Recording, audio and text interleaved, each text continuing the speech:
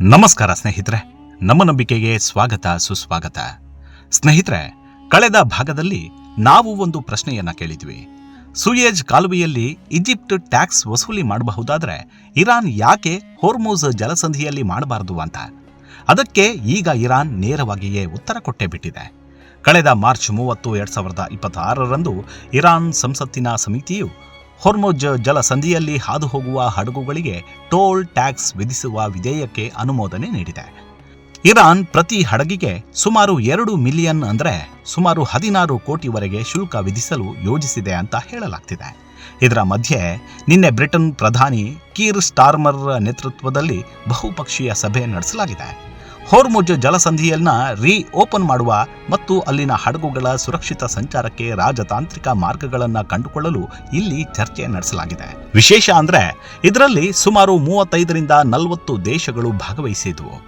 ಇನ್ನು ಈ ಸಭೆಯಲ್ಲಿ ಭಾರತದ ವಿದೇಶಾಂಗ ಕಾರ್ಯದರ್ಶಿ ವಿಕ್ರಮ್ ಮಿಸ್ರಿ ಅವರು ಭಾಗವಹಿಸಿ ಈ ಸಂಘರ್ಷದ ಹಾದಿಯಲ್ಲಿ ನಾವಿಕರ ಪ್ರಾಣ ಕಳೆದುಕೊಂಡ ಏಕೈಕ ರಾಷ್ಟ್ರ ಭಾರತ ಎಂಬ ಕಹಿ ಸತ್ಯವನ್ನು ನೆನಪಿಸಿದ್ರು. ಅಲ್ಲದೆ ಹೊರ್ಮುಜ್ನಲ್ಲಿ ಉಚಿತ ಸಂಚಾರ ಇರಬೇಕು ಅಂತ ಪ್ರಸ್ತಾಪಿಸಿದ್ರು. ಒಟ್ಟಿನಲ್ಲಿ ಜಗತ್ತಿನ ತೈಲ ಸಾಗಣೆಯ 20% ಭಾಗ ಹರಿಯುವ ಈ ಜಲಮಾರ್ಗದಲ್ಲಿ ಈಗ ಇರಾನ್ ತನ್ನ ಸಾರ್ವಭೌಮತ್ವ ಸ್ಥಾಪಿಸಲು ಮುಂದಾಗಿದೆ.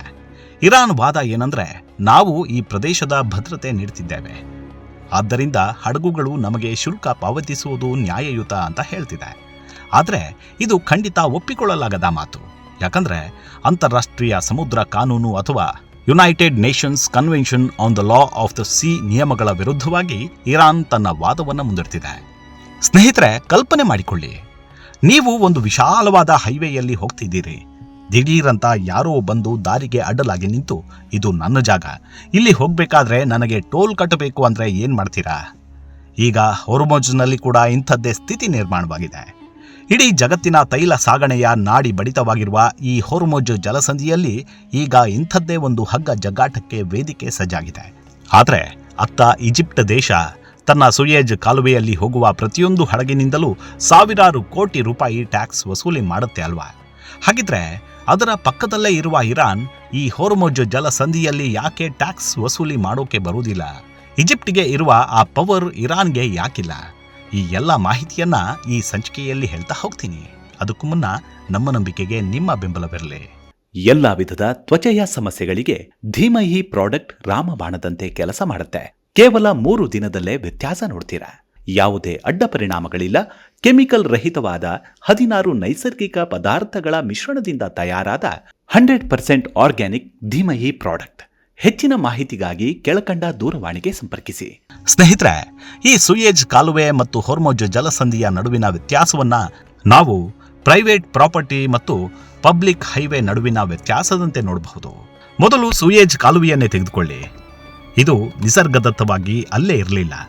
ಏಪ್ರಿಲ್ 25, 1859ರಿಂದ ನವೆಂಬರ್ 17, 1869ರ ಅವಧಿಯಲ್ಲಿ ಫ್ರೆಂಚ್ ಎಂಜಿನಿಯರ್ ಫರ್ಡಿನೆಂಟ್ ಡಿ ಲೆಸೆಪ್ಸ್ ನೇತೃತ್ವದಲ್ಲಿ ಈಜಿಪ್ಟ್ ಈ ಬೃಹತ್ ಸಾಹಸಕ್ಕೆ ಕೈ ಹಾಕ್ತು. ಸುಮಾರು 193 ಕಿಲೋಮೀಟರ್ ಉದ್ದದ ಭೂಮಿಯನ್ನಾಗೆದು ಮರುಭೂಮಿಯ ಮಧ್ಯೆ ಈ ಸಮುದ್ರ ಮಾರ್ಗವನ್ನು ಸೃಷ್ಟಿಸಲಾಯಿತು. ಅಸಲಿಗೆ 19ನೇ ಶತಮಾನದವರೆಗೂ ಯುರೋಪಿನಿಂದ ಭಾರತಕ್ಕೆ ಅಥವಾ ಏಷ್ಯಾಕ್ಕೆ ಬರಬೇಕಾದ್ರೆ ಹಡಗುಗಳು ಇಡೀ ಆಫ್ರಿಕಾ ಖಂಡವನ್ನೇ ಸುತ್ತಿ ಬರಬೇಕಿತ್ತು. ಅಂದರೆ ಅಟ್ಲಾಂಟಿಕ್ ಸಾಗರದಿಂದ ಕೆಳಗೆ ಹೋಗಿ ಆಫ್ರಿಕಾದ ದಕ್ಷಿಣದ ತುದಿಯಾದ ಕೇಪ್ ಆಫ್ ಗುಡ್ ಹೋಪ್ ಅನ್ನ ಬಳಸಿ ಆಮೇಲೆ ಹಿಂದೂ ಮಹಾಸಾಗರಕ್ಕೆ ಬರಬೇಕಿತ್ತು. ಈ ಹಾದಿ ಎಷ್ಟು ದೀರ್ಘವಾಗಿತ್ತು ಅಂದ್ರೆ ಲಂಡನ್ನಿಂದ ಮುಂಬೈ ತಲುಪಲು ಸುಮಾರು 19,800 ಕಿಲೋಮೀಟರ್ ದೂರ ಕ್ರಮಿಸಬೇಕಿತ್ತು. ಒಂದು ಹಡಗು ಭಾರತ ತಲುಪಲು ಕನಿಷ್ಠ 3ರಿಂದ 4 ತಿಂಗಳು ಸಮಯ ತೆಗೆದುಕೊಳ್ತಿತ್ತು. ಇದರಿಂದ ವ್ಯಾಪಾರದಲ್ಲಿ ಲಾಭಕ್ಕಿಂತ ನಷ್ಟವೇ ಹೆಚ್ಚಾಗ್ತಿತ್ತು. ಈ ಸಮಸ್ಯೆಗೆ ಪರಿಹಾರ ಹುಡುಕಿದ್ದೆ ಫ್ರೆಂಚ್ ಎಂಜಿನಿಯರ್ ಫರ್ಡಿನೆಂಟ್ ಡಿ ಲೆಸೆಪ್ಸ್. ಈಜಿಪ್ಟ್ನ ಆ ಕಿರಿದಾದ ಭೂಭಾಗವನ್ನು ಅಗೆದು ಮೆಡಿಟರೇನಿಯನ್ ಸಮುದ್ರ ಮತ್ತು ಕೆಂಪು ಸಮುದ್ರವನ್ನು ಜೋಡಿಸಿದ್ರೆ ಆಫ್ರಿಕಾವನ್ನ ಸುತ್ತುವ ಅವಶ್ಯಕತೆಯೇ ಇರುವುದಿಲ್ಲ ಎಂಬುದು ಆತನ ಪ್ಲಾನ್ ಆಗಿತ್ತು. ಮೆಡಿಟರೇನಿಯನ್ ಸಮುದ್ರ ಮತ್ತು ಕೆಂಪು ಸಮುದ್ರವನ್ನು ಬೇರ್ಪಡಿಸುವ ಕೇವಲ 120 ಮೈಲಿ ಅಂದರೆ ಸುಮಾರು 193 ಕಿಲೋಮೀಟರ್ ಅಗಲದ ಆ ಕಿರಿದಾದ ಭೂಭಾಗವನ್ನು ಅಗೆದು ಕಾಲುವೆ ನಿರ್ಮಿಸಿದ್ರೆ ಯುರೋಪ್ ಮತ್ತು ಏಷ್ಯಾದ ನಡುವಿನ ಅಂತರ ಬರೋಬ್ಬರಿ 8,900 ಕಿಲೋಮೀಟರ್ಗಳಷ್ಟು ಕಡಿಮೆಯಾಗುತ್ತೆ ಎಂಬುದು ಆತನ ಲೆಕ್ಕಾಚಾರವಾಗಿತ್ತು. ಅಂದ್ರೆ ಪ್ರಯಾಣದ ದೂರದಲ್ಲಿ ಸುಮಾರು 43% ಉಳಿತಾಯವಾಗ್ತಿತ್ತು. ಈ ಬೃಹತ್ ಯೋಜನೆಗೆ ಅಡಿಪಾಯ ಬಿದ್ದದ್ದು ಏಪ್ರಿಲ್ 25, 1859ರಂದು. ಇದಕ್ಕೆ ಅಧಿಕೃತವಾಗಿ ಅನುಮೋದನೆ ನೀಡಿದ್ದು ಈಜಿಪ್ಟನ ಅಂದಿನ ಆಡಳಿತಗಾರ ಸೈಯದ್ ಪಾಷಾ. ಈ ಯೋಜನೆಗೆ ಬೇಕಾದ ಬಂಡವಾಳವನ್ನ ಯಾರೋ ಒಬ್ಬರು ಹಾಕಲಿಲ್ಲ, ಬದಲಾಗಿ ಷೇರುಗಳ ಮೂಲಕ ಹಣ ಸಂಗ್ರಹಿಸಲಾಯಿತು. 50%ಕ್ಕಿಂತ ಹೆಚ್ಚು ಷೇರುಗಳನ್ನು ಫ್ರಾನ್ಸ್ನ ಸಾರ್ವಜನಿಕರು ಮತ್ತು ಹೂಡಿಕೆದಾರರು ಖರೀದಿ ಮಾಡ್ತಾರೆ. ಅಂದಿನ ಕಾಲದ ಮೌಲ್ಯದಲ್ಲಿ ಸುಮಾರು 200 ಮಿಲಿಯನ್ ಫ್ರಾಂಕ್ಗಳಷ್ಟು ಹಣವನ್ನು ಸಂಗ್ರಹಿಸಲಾಯಿತು. ಅಂದಿನ ಆಡಳಿತಗಾರ ಸೈಯದ್ ಪಾಷಾ ಅವರು ಕಂಪನಿಯ ಸುಮಾರು 44% ಷೇರುಗಳನ್ನು ಖರೀದಿಸುವ ಮೂಲಕ ಈಜಿಪ್ಟ್ ಪರವಾಗಿ ದೊಡ್ಡ ಮಟ್ಟದ ಹೂಡಿಕೆಯನ್ನು ಮಾಡಿದರು. ಕುತೂಹಲಕಾರಿ ವಿಷಯವೆಂದರೆ, ಆರಂಭದಲ್ಲಿ ಬ್ರಿಟನ್ ಈ ಯೋಜನೆಗೆ ಹಣ ಹಾಕಲು ನಿರಾಕರಿಸಿತು ಮತ್ತು ಇದನ್ನು ವಿರೋಧಿಸಿತು ಕೂಡ. ಸುಮಾರು 15 ಲಕ್ಷಕ್ಕೂ ಹೆಚ್ಚು ಜನ ಈ ಕಾಮಗಾರಿಯಲ್ಲಿ ಭಾಗವಹಿಸಿದ್ರು ಅಂತ ಹೇಳಲಾಗತ್ತೆ. ಆರಂಭದ ವರ್ಷಗಳಲ್ಲಿ ಪ್ರತಿ ತಿಂಗಳು ಸುಮಾರು 20,000 ಕಾರ್ಮಿಕರನ್ನ ಈಜಿಪ್ಟ್ ಸರ್ಕಾರ ಬಲವಂತವಾಗಿ ಈ ಕೆಲಸಕ್ಕೆ ನೇಮಿಸುತ್ತಿತ್ತು ಎಂಬ ಆರೋಪ ಕೇಳಿಬಂದಿತ್ತು. ಅತಿಯಾದ ಬಿಸಿಲು, ಕುಡಿಯುವ ನೀರಿನ ಕೊರತೆ ಮತ್ತು 1863ರಿಂದ 1865ರ ನಡುವೆ ಹರಡಿದ ಕಾಲರಾ ರೋಗದಿಂದಾಗಿ ಸುಮಾರು 1.2 ಲಕ್ಷಕ್ಕೂ ಹೆಚ್ಚು ಕಾರ್ಮಿಕರು ಪ್ರಾಣವನ್ನು ಕಳೆದುಕೊಂಡರು ಎಂದು ಇತಿಹಾಸಕಾರರು ಅಂದಾಜಿಸುತ್ತಾರೆ. ಹೀಗೆ ಬರೋಬ್ಬರಿ 10 ವರ್ಷಗಳ ನಿರಂತರ ಪರಿಶ್ರಮದ ನಂತರ ನವೆಂಬರ್ 17, 1869ರಂದು ಸೂಯೆಜ್ ಕಾಲುವೆಯನ್ನು ಅಧಿಕೃತವಾಗಿ ಉದ್ಘಾಟಿಸಲಾಯಿತು. ಇದರ ಅಂತಿಮ ನಿರ್ಮಾಣದ ವೆಚ್ಚ ಅಂದಾಜು $100 ಮಿಲಿಯನ್ ಆಗಿತ್ತು. ಅಂದರೆ ಅಂದಿನ ಕಾಲದ 32 ಕೋಟಿ ರೂಪಾಯಿಗಳು. 1869ರ $100 ಮಿಲಿಯನ್ ಇಂದಿನ ಸುಮಾರು 18,730 ಕೋಟಿ ರೂಪಾಯಿಗಿಂತಲೂ ಅಧಿಕವಾಗುತ್ತೆ. ಇವತ್ತು ಜಗತ್ತಿನ ಒಟ್ಟು ವ್ಯಾಪಾರದ ಸುಮಾರು 12% ಇದೇ 193 ಕಿಲೋಮೀಟರ್ ಹಾದಿಯ ಸೂಯೆಜ್ನಲ್ಲೇ ಸಾಗತ್ತೆ.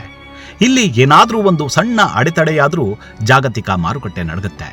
ನಿಮಗೆ ನೆನಪಿರಬಹುದು, 2021ರಲ್ಲಿ ಎವರ್ ಗಿವನ್ ಎನ್ನುವ ಬೃಹತ್ ಹಡಗು ಇಲ್ಲಿ ಸಿಲುಕಿಕೊಂಡಿದ್ದಾಗ ಕೇವಲ 6 ದಿನಗಳಲ್ಲಿ ಜಾಗತಿಕ ವ್ಯಾಪಾರಕ್ಕೆ ಸುಮಾರು $54 ಮಿಲಿಯನ್ ನಷ್ಟವಾಗಿತ್ತು.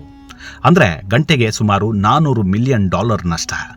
ಈ ನಷ್ಟದ ಭಯವೇ ಇವತ್ತು ಈಜಿಪ್ಟಿಗೆ ಜಗತ್ತಿನ ಮೇಲೆ ಒಂದು ರೀತಿಯ ಹಿಡಿತ ತಂದುಕೊಟ್ಟಿದೆ. ಅಂತಾರಾಷ್ಟ್ರೀಯ ಕಾನೂನಿನ ಪ್ರಕಾರ ಒಂದು ದೇಶ ತನ್ನ ಸ್ವಂತ ಭೂಮಿಯನ್ನು ಬಳಸಿ ಇಂತಹ ಕೃತಕ ಮಾರ್ಗವನ್ನು ನಿರ್ಮಿಸಿದಾಗ ಅದು ಆ ದೇಶದ ಆಂತರಿಕ ಜಲ ಪ್ರದೇಶವಾಗತ್ತೆ. ಅಂದರೆ ನಿಮ್ಮ ಮನೆಯ ಒಳಗಡೆ ನೀವೇ ಒಂದು ರಸ್ತೆ ನಿರ್ಮಿಸಿಕೊಂಡಂತೆ. ಹಾಗಾಗಿಯೇ ಕಾನ್ಸ್ಟಂಟಿನೋಪಲ್ ಕನ್ವೆನ್ಷನ್ ಈಜಿಪ್ಟಿಗೆ ಇಲ್ಲಿ ಸಂಚರಿಸುವ ಹಡಗುಗಳಿಂದ ಶುಲ್ಕ ಪಡೆಯುವ ಸಂಪೂರ್ಣ ಹಕ್ಕನ್ನು ನೀಡಿತು. ಅಂಕಿಅಂಶಗಳ ಪ್ರಕಾರ ಪ್ರತಿ ವರ್ಷ ಸೂಯೆಜ್ ಕಾಲುವೆಯ ಮೂಲಕ ಸುಮಾರು 22,000ಕ್ಕೂ ಹೆಚ್ಚು ಹಡಗುಗಳು ಸಂಚರಿಸುತ್ತವೆ. ಇದರಿಂದ ಈಜಿಪ್ಟ್ ಸರ್ಕಾರಕ್ಕೆ 2023ರ ಒಂದೇ ವರ್ಷದಲ್ಲಿ ಅಂದಾಜು $9.4 ಬಿಲಿಯನ್ ಅಂದರೆ ಸುಮಾರು 78,000 ಕೋಟಿ ರೂಪಾಯಿನಷ್ಟು ಲಾಭ ಬಂದಿದೆ. ಸೂಯೆಜ್ ಕಾಲುವೆಯನ್ನು ನಿರ್ಮಿಸಲು ಅಂದು ಫ್ರೆಂಚ್ ಮತ್ತು ಈಜಿಪ್ಟ್ ಸರ್ಕಾರಗಳು ಅಂದಾಜು $100 ಬಿಲಿಯನ್ ಹೂಡಿಕೆ ಮಾಡಿದವು. ಇಷ್ಟೊಂದು ಬೃಹತ್ ಮೊತ್ತವನ್ನು ವ್ಯಯಿಸಿ ಮನುಷ್ಯನೇ ನಿರ್ಮಿಸಿದ ಕೃತಕ ಹಾದಿ ಇದಾಗಿದೆ. ಹೀಗಾಗಿ ಅಂತಾರಾಷ್ಟ್ರೀಯ ಕಾನೂನಿನ ಅಡಿಯಲ್ಲಿ ಈಜಿಪ್ಟ್ಗೆ ಇಲ್ಲಿ ಟೋಲ್ ವಸೂಲಿ ಮಾಡುವ ಹಕ್ಕಿದೆ. ಆದರೆ ಇದೇ ಲಾಜಿಕನ್ನು ಇರಾನ್ ತನ್ನ ಹೊರ್ಮುಜ್ ಜಲಸಂಧಿಗೆ ಬಳಸೋಕೆ ಬರೋದಿಲ್ಲ. ನೋಡಿ, ಹೊರ್ಮುಜ್ ಜಲಸಂಧಿ ನಿಸರ್ಗದತ್ತವಾಗಿ ಸೃಷ್ಟಿಯಾದ ಒಂದು ಇಂಟರ್ನ್ಯಾಷನಲ್ ಸ್ಟ್ರೈಟ್. ಅಂತಾರಾಷ್ಟ್ರೀಯ ನಿಯಮಗಳ ಪ್ರಕಾರ 2 ಮುಕ್ತ ಸಮುದ್ರಗಳನ್ನು ಸಂಪರ್ಕಿಸುವ ಇಂತಹ ನೈಸರ್ಗಿಕ ಹಾದಿಗಳಲ್ಲಿ ಯಾವುದೇ ದೇಶ ಶುಲ್ಕ ವಿಧಿಸುವಂತಿಲ್ಲ. ಇದನ್ನ ಟ್ರಾನ್ಸಿಟ್ ಪ್ಯಾಸೇಜ್ ಅಂತ ಕರೀತಾರೆ.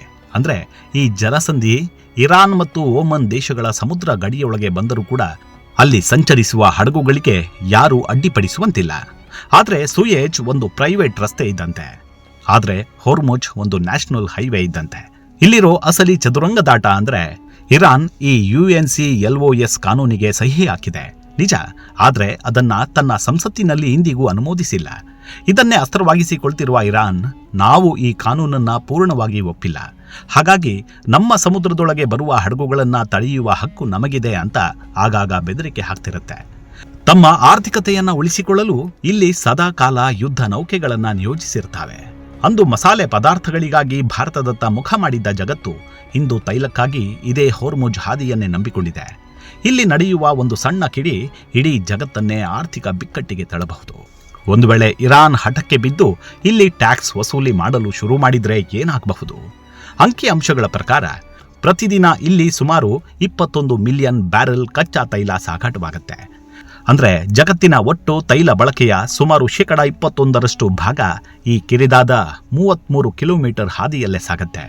ಇರಾನ್ ಒಂದು ಬ್ಯಾರೆಲ್ ಮೇಲೆ ಕೇವಲ $2 ಸುರಕ್ಷಾ ಶುಲ್ಕವನ್ನು ವಿಧಿಸಿದರೂ ಕೂಡ ಜಾಗತಿಕ ಮಾರುಕಟ್ಟೆಯಲ್ಲಿ ಕಚ್ಚಾ ತೈಲದ ಬೆಲೆ ತಕ್ಷಣವೇ ಪ್ರತಿ ಬ್ಯಾರೆಲ್ಗೆ $10 ರಿಂದ $15 ಏರಿಕೆಯಾಗುವ ಅಪಾಯವಿದೆ. ಇದು ಭಾರತಕ್ಕೆ ದೊಡ್ಡ ಹೊಡೆತ. ಅಂದರೆ ನಮ್ಮ ದೇಶ ತನ್ನ ಕಚ್ಚಾ ತೈಲದ ಸುಮಾರು 80%. ಇದು ಭಾರತಕ್ಕೆ ದೊಡ್ಡ ಹೊಡೆತ. ಅಂದರೆ ನಮ್ಮ ದೇಶ ತನ್ನ ಕಚ್ಚಾ ತೈಲದ ಸುಮಾರು 80%ಕ್ಕೂ ಹೆಚ್ಚು ಭಾಗವನ್ನು ಆಮದು ಮಾಡಿಕೊಳ್ಳುತ್ತೆ. ಇದರಲ್ಲಿ ಬರೋಬ್ಬರಿ 60 ರಿಂದ 65% ತೈಲ ಇದೇ ಹೊರ್ಮುಜ್ ಮೂಲಕವೇ ನಮಗೆ ಬರುತ್ತೆ. ತೈಲ ಬೆಲೆಯಲ್ಲಿ ಪ್ರತಿ $10 ಏರಿಕೆಯಾದರೆ ಭಾರತದ ವಿತ್ತೀಯ ಕೊರತೆ ಸುಮಾರು $10 ಬಿಲಿಯನ್, ಅಂದರೆ ಅಂದಾಜು 83,000 ಕೋಟಿ ರೂಪಾಯಿ ಹೆಚ್ಚಾಗತ್ತೆ. ಇದು ನಮ್ಮ ದೇಶದ ರೂಪಾಯಿ ಮೌಲ್ಯ ಕುಸಿಯಲು ಮತ್ತು ಪೆಟ್ರೋಲ್ ಡೀಸೆಲ್ ಬೆಲೆ ಗಗನಕ್ಕೇರಲು ನೇರ ಕಾರಣವಾಗುತ್ತೆ. ಹೊರ್ಮುಜ್ ಮಾರ್ಗದಲ್ಲಿ ತೈಲ ಸಾಗಣೆ ಅಸ್ತವ್ಯಸ್ತವಾಗಿ ಪೆಟ್ರೋಲ್ ಡೀಸೆಲ್ ಬೆಲೆ ಏರಿತು ಅಂದ್ಕೊಳ್ಳಿ. ಕೇವಲ ಗಾಡಿ ಓಡಿಸೋರಿಗೆ ಮಾತ್ರ ಹೊರೆ ಅಂದುಕೊಂಡ್ರೆ ಅದು ತಪ್ಪು. ಭಾರತದಲ್ಲಿ 90% ಸರಕು ಸಾಗಣೆ ನಡೆಯುವುದು ಟ್ರಕ್ಗಳ ಮೂಲಕ. ಡೀಸೆಲ್ ಬೆಲೆ ಏರಿದ್ರೆ ಹಳ್ಳಿಗಳಿಂದ ನಗರಕ್ಕೆ ಬರುವ ತರಕಾರಿ, ಹಣ್ಣು, ಹಾಲು ಮತ್ತು ದಿನಸಿ ಪದಾರ್ಥಗಳ ಸಾರಿಗೆ ವೆಚ್ಚ ದುಬಾರಿಯಾಗತ್ತೆ. ಅಂದರೆ ನೀವು ದಿನ ಬಳಸುವ 1 ಕೆಜಿ ಟೊಮೆಟೊ ಅಥವಾ ಈರುಳ್ಳಿಯ ಬೆಲೆ ದಿಢೀರಂತ ಏರಲು ಈ ಹೊರ್ಮುಜ್ ಜಲಸಂಧಿಯ ಬಿಕ್ಕಟ್ಟೆ ಕಾರಣವಾಗಬಹುದು. ಇನ್ನು ರೂಪಾಯಿ ಮೌಲ್ಯ ಕುಸಿದರೆ ನಾವು ವಿದೇಶದಿಂದ ಆಮದು ಮಾಡಿಕೊಳ್ಳುವ ಪ್ರತಿಯೊಂದು ವಸ್ತುವು ತುಟ್ಟಿಯಾಗುತ್ತೆ. ನೀವು ಖರೀದಿಸಬೇಕೆಂದಿರುವ ಸ್ಮಾರ್ಟ್ಫೋನ್, ಲ್ಯಾಪ್ಟಾಪ್ ಅಥವಾ ಎಲೆಕ್ಟ್ರಾನಿಕ್ ಉಪಕರಣಗಳ ಬೆಲೆ ರಾತ್ರೋರಾತ್ರಿ ಹೆಚ್ಚಾಗಬಹುದು. ಅಷ್ಟೇ ಅಲ್ಲ, ವಿದೇಶದಲ್ಲಿ ಓದುತ್ತಿರುವ ನಿಮ್ಮ ಮಕ್ಕಳ ಫೀಸ್ ಕೂಡ ರೂಪಾಯಿ ಕುಸಿತದಿಂದಾಗಿ ಸಾವಿರಾರು ರೂಪಾಯಿ ಹೊರೆಯಾಗಬಹುದು. ಜೊತೆಗೆ ವಿಮಾನ ಇಂಧನದ ಬೆಲೆ ಏರಿಕೆಯಾಗಿ ಟಿಕೆಟ್ ದರಗಳು ಗಗನಕ್ಕೇರುತ್ತವೆ. ಇದು ಪ್ರವಾಸೋದ್ಯಮದ ಮೇಲೆ ಹೊಡೆತ ಬೀಳುತ್ತೆ. ಹಣದುಬ್ಬರ ಹೆಚ್ಚಾದಾಗ ಬ್ಯಾಂಕ್ಗಳು ಸಾಲದ ಮೇಲಿನ ಬಡ್ಡಿ ದರವನ್ನು ಏರಿಸ್ತವೆ. ಅಂದರೆ ನಿಮ್ಮ ಮನೆಯ ಸಾಲ ಅಥವಾ ಕಾರಿನ ಸಾಲದ EMI ಕೂಡ ಹೆಚ್ಚಾಗಬಹುದು. ಒಂದು ವೇಳೆ ಇರಾನ್ ಮತ್ತು ಅಮೆರಿಕದ ನಡುವಿನ ಜಿದ್ದಾಜಿದ್ದಿನಿಂದ ಹೊರ್ಮುಜ್ ಜಲಸಂಧಿ ಬಂದಾದರೆ ಅದು ಕೇವಲ ಟಿವಿಯಲ್ಲಿ ನೋಡುವ ಸುದ್ದಿಯಾಗಿ ಉಳಿಯೋದಿಲ್ಲ. ಅದು ನಿಮ್ಮ ತಿಂಗಳ ಬಜೆಟ್ ಅನ್ನ ತಲೆ ಕೆಳಗು ಮಾಡುವ ಶಕ್ತಿಯನ್ನು ಹೊಂದಿದೆ. ಹಾಗಿದ್ರೆ ಸ್ನೇಹಿತರೆ, ಇಲ್ಲಿ ಒಂದು ಅಚ್ಚರಿಯ ವಿಷಯವನ್ನ ಗಮನಿಸಿ. ಈಜಿಪ್ಟ್ ತನ್ನ ಸೂಯೆಜ್ ಕಾಲುವೆಯನ್ನ ಮನುಷ್ಯರೇ ಅಗೆದು ನಿರ್ಮಿಸಿದ್ದರಿಂದ ಅಲ್ಲಿ ಟ್ಯಾಕ್ಸ್ ವಸೂಲಿ ಮಾಡುವ ಸಂಪೂರ್ಣ ಹಕ್ಕು ಆ ದೇಶಕ್ಕಿದೆ.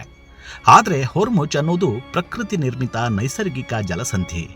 ಅಂತಾರಾಷ್ಟ್ರೀಯ ಕಾನೂನು ಅಥವಾ UNCLOS ಪ್ರಕಾರ ಇಂತಹ ಜಲಮಾರ್ಗಗಳಲ್ಲಿ ಹಡಗುಗಳ ಮುಕ್ತ ಸಂಚಾರಕ್ಕೆ ಅವಕಾಶವಿರಬೇಕು. ಆದರೆ ಈಗ ಇರಾನ್ ತನ್ನ ಸಂಸತ್ತಿನಲ್ಲಿ ಈ ಟೋಲ್ ಬಿಲ್ ಪಾಸ್ ಮಾಡುವ ಮೂಲಕ ಇಡೀ ಜಗತ್ತಿನ ಸಮುದ್ರ ಕಾನೂನಿಗೆ ಸವಾಲು ಹಾಕಿದೆ. ಇರಾನ್ನ ಈ ಒಂದು ಹಠಮಾರಿತನದ ನಿರ್ಧಾರದಿಂದಾಗಿ ನಾಳೆ ಪೆಟ್ರೋಲ್ ಡೀಸೆಲ್ ಬೆಲೆಗಳು 100ರ ಗಡಿ ದಾಟಿ ಇನ್ನೂ $200 ಏರಿಕೆಯಾದರೂ ಅಚ್ಚರಿಯಿಲ್ಲ. ಇರಾನ್ ಕೊಡುತ್ತಿರುವ ಈ ಶಾಕ್ ಬರೀ ಅಮೆರಿಕಕ್ಕಲ್ಲ, ಇಡೀ ಜಗತ್ತಿಗೆ. ಹಾಗಿದ್ರೆ ಈ ಟೋಲ್ ಯುದ್ಧ ಎಲ್ಲಿ ಹೋಗಿ ಮುಟ್ಟುತ್ತೆ? ಜಗತ್ತಿನ ರಾಷ್ಟ್ರಗಳು ಈ ಟೋಲ್ ಕಟ್ಟಲು ಒಪ್ಪುತ್ತಾ, ಅಥವಾ ಇದು ಮತ್ತೊಂದು ಮಹಾಯುದ್ಧಕ್ಕೆ ನಾಂದಿ ಹಾಡುತ್ತಾ? ಇದಕ್ಕೆ ಕಾಲವೇ ಉತ್ತರ ನೀಡಬೇಕು. ಇದಿಷ್ಟು ಸೂಯೆಜ್ ಕೆನಾಲ್ ಮತ್ತು ಹೊರ್ಮುಜ್ ಜಲಸಂಧಿಯ ಟೋಲ್ ಕುರಿತಾದ ಒಂದಷ್ಟು ಮಾಹಿತಿ. ಮುಂದಿನ ವಿಡಿಯೋದಲ್ಲಿ ಮತ್ತೆ ಭೇಟಿಯಾಗೋಣ.